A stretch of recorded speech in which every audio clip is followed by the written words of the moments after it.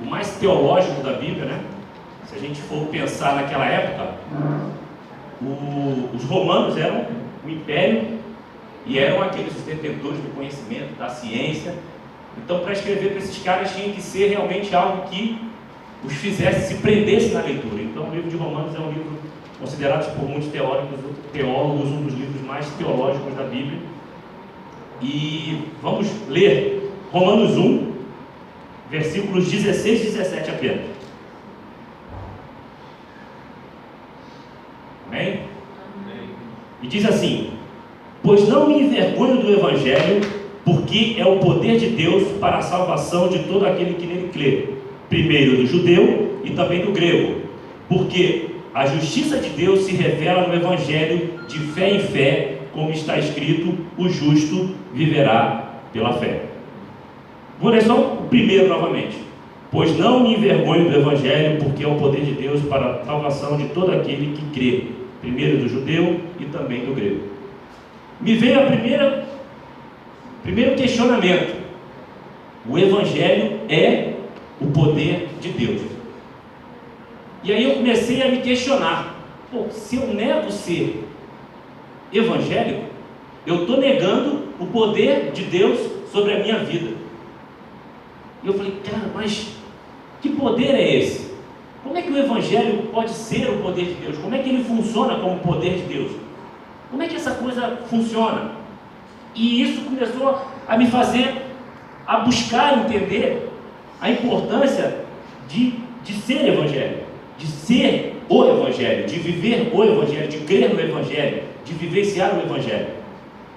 E é interessante quando a gente vai olhar a história do cristianismo, a gente já foi chamado de muita coisa.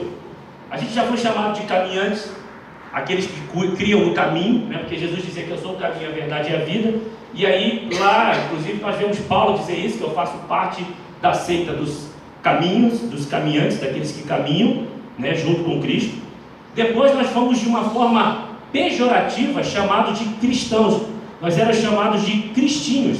Primeira vez que nos chamaram de cristãos, nos chamavam de cristinhos, como se fossem assim, aqueles medíocres seguidores de Cristo. E virou de cristinhos para cristãos. E por último, depois nos chamaram de protestantes, porque nós fomos protestar contra algumas questões que estavam sendo impostas pela detentora da fé cristã na época, e nos chamaram de protestantes porque nós protestávamos contra a fé que era a forma de ordenação de fé que havia naquela época. E finalmente nos deram um nome que eu acho um dos mais belos e que eu não nego mais: Evangelho. Porque nós vivemos o Evangelho. Porque o Evangelho é o poder de Deus para todo aquele que crê. Se envergonhar do Evangelho é fazer o contrário do que Paulo está dizendo. Eu não me envergonho do Evangelho, porque o Evangelho é o poder de Deus para todo aquele que crê. Então, se nós cremos, nós somos evangélicos. Se nós cremos no poder de Deus, e por crer no poder de Deus, nós cremos no Evangelho.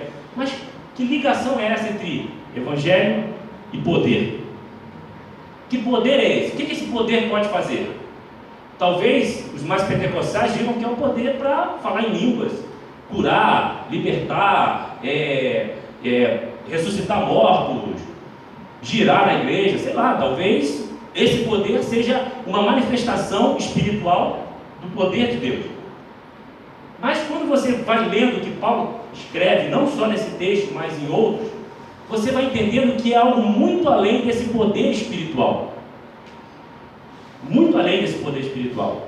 E eu quero que você pegue e continue em Romanos. A gente vai pular um pouquinho e vamos para Romanos 12 e vamos ler o 1 e o 2. Aí vamos em Romanos 12 e vamos ler o versículo 1 e 2, que diz assim: portanto, irmãos, pela misericórdia de Deus, peço que ofereçam o seu corpo como sacrifício vivo, santo e agradável a Deus.